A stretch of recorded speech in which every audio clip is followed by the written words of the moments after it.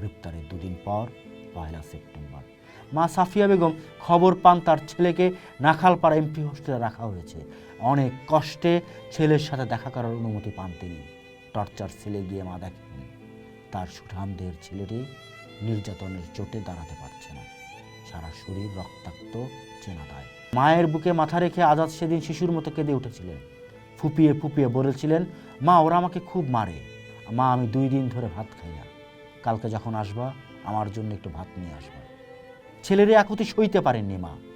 পরদিন 2রা সেপ্টেম্বর সকালে নিজ হাতে ভাত, গরুর মাংস আর আলু ভর্তা রান্না করে টিফিন ক্যারিয়ার নিয়ে ছুটে যান নাখালপাড়ায়। কিন্তু সেখানে গিয়ে শোনেন আজাদ নামে কেউ সেখানে নেই। 1971 সাল, অবরুদ্ধ ঢাকা শহর তখন মৃত্যুপুরী। চারদিকে পাকিস্তানি হানাদার বাহিনীর সাজোয়া যানের টহল আর বুটের শব্দ।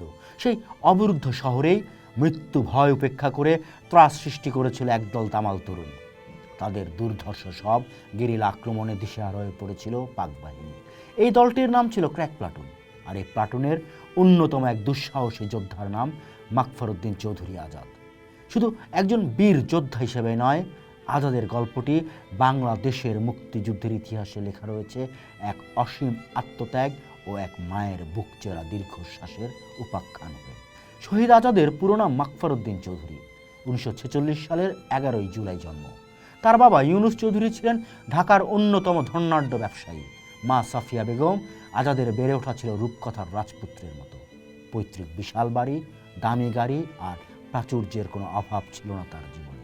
কিন্তু আজাদের বয়স যখন সবে কৈশোর পেরোচ্ছে, তখন তার বাবা দ্বিতীয় বিয়ে করেন। আত্মমর্যাদা সম্পন্ন মা সাফিয়া বেগম স্বামীর এই সিদ্ধান্ত মেনে নিতে পারেননি। বিপুল ঐশ্বর্য, আরাম আয়েশ পায়ে ঠেলে কিশোর ছেলে আজাদকে নিয়ে তিনি বেরিয়ে আসেন স্বামীর আলিশান বাড়ি থেকে। শুরু হয় এক সংগ্রামী জীবন। মা ও ছেলের ঠাঁই হয় ঢাকার মগবাজারের এক সাধারণ ভাড়া বাড়িতে। অভাব অনটনের মাঝেও আজাদ পড়াশোনায় ছিলেন তুখোড়। ঢাকা বিশ্ববিদ্যালয় থেকে আন্তর্জাতিক সম্পর্ক বিভাগে স্নাতকোত্তর সম্পন্ন করেন তিনি। প্রাচুর্য থেকে স্বেচ্ছায় দারিদ্র বরণের এই পারিবারিক শিক্ষায় আজাদকে অন্যায়ের বিরুদ্ধে আপোষহীন হতে শিখিয়েছিল। 1971 সালের 25শে মার্চ কালো রাতে যখন পাকিস্তান বাহিনী নিরীহ বাঙালির উপর ঝাঁপিয়ে পড়ে, তখন আজাদ আর ঘরে বসে থাকতে পারেননি। দেশের ডাকে সাড়া দিয়ে তিনি যোগ দেন 2 নম্বর সেক্টরের অধীনে থাকা দুর্ধর্ষ গেরিলা দল ক্র্যাক প্লাটুনে।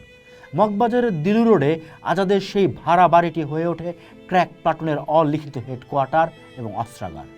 শফি ইমাম রুমি, জুয়েল, বদি, আলতাফ মাহমুদদের মতো কিংবদন্তি মুক্তিযোদ্ধারা নিয়মিত যাতায়াত করতেন সেখানে।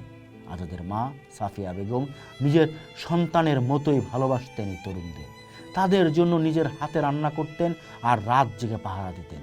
আজাদ নিজেও অংশ নেন ঢাকার বুকে হওয়া বেশ কয়েকটি দুর্ধর্ষ গেরিলা অপারেশনে। হোটেল ইন্টারকন্টিনেন্টাল, ফার্মগেট চেকপোস্ট সহ বিভিন্ন স্থানে ক্র্যাক প্লাটুনের সফল অপারেশনের নেপথ্যের কারিগর ছিলেন এই আজাদ।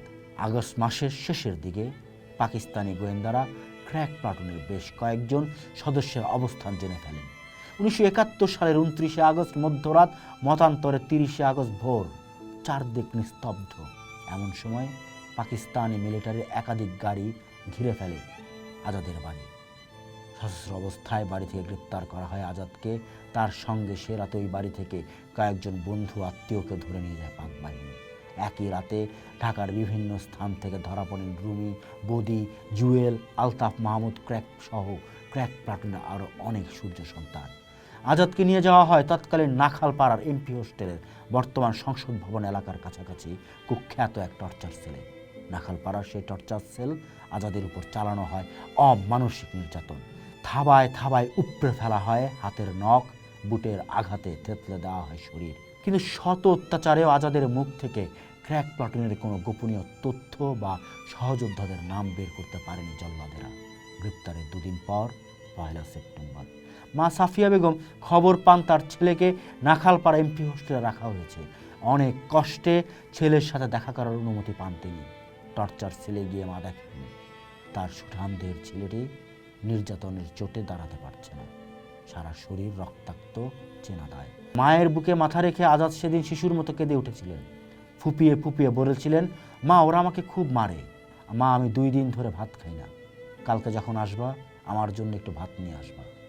ছেলের আকুতি সইতে পারেননি মা। পরদিন 2রা সেপ্টেম্বর সকালে নিজ হাতে ভাত, গরুর মাংস আর আলু ভর্তা রান্না করে টিফিন ক্যারিয়ার নিয়ে ছুটে যান নাখালপাড়ায়। কিন্তু সেখানে গিয়ে শোনেন আজাদ নামে কেউ সেখানে নেই। আগের রাতেই 1 সেপ্টেম্বর রাতে আজাদকে অন্য কোথাও সরিয়ে নেওয়া হয়েছে। মূলত ওই রাতে আজাদ সহ আরও অনেক মুক্তিযোদ্ধাকে তেজগাঁও বা রমনা এলাকার কোনো বদ্ধভূমিতে নিয়ে নির্মমভাবে হত্যা করে পাকিস্তানি বাহিনী। আজাদের আর কোনো খোঁজ মেলেনি। সেই টিফিন ক্যারিয়ার হাতে নিয়ে পাথর হয়ে দাঁড়িয়েছিলেন মা সাফিয়া বেগম। আজাদের মৃত্যু বা নিখোঁজ হওয়ার পর তার মা সাফিয়া বেগমের জীবনে নেমে আসে ঘোর আমানিশা। দেশ স্বাধীন হলো, সবাই ফিরল, শুধু ফিরল না আজাদ। ছেলের জন্য 1 প্লেট ভাত নিয়ে গিয়ে তাকে খাওয়াতে পারেননি। এই অপরাধবোধ ও শোকে মা সাফিয়া বেগম জীবনের বাকি 14টি বছর আর কোনোদিন 1 লোকমা ভাত মুখে তোলেননি। ছেলে টর্চার সেলের শক্ত ফ্লোরে কষ্ট পেয়েছিল, তাই মা আমৃত্যু তার কোনোদিন নরম বিছানায় ঘুমাননি। শীত গ্রীষ্ম সবসময় শুয়েছেন ফ্লোরে। 1985 সালের 30 আগস্ট এই মুমূর্ষু মা মৃত্যুবরণ করেন। জুরাইন কবরস্থানে তাকে সমাহিত করা হয়। শহীদ আজাদ ও তার মায়ের এই গল্প কেবল একটি পরিবারের ট্র্যাজেডি নয়, এটি বাংলাদেশের স্বাধীনতার বেদনা বিধুর এক মহাকাব্য। যেই ছেলেটি দেশের জন্য নিজের জীবন দিল আর যেই মা ছেলের শোকে 14 বছর ভাত খেলেন না, তাদের এই ঋণ বাংলাদেশ কোনোদিন শোধ করতে পারবে না। পোস্ট দেখুন, ভাবুন, করুন, থাকুন পোস্টের সাথে।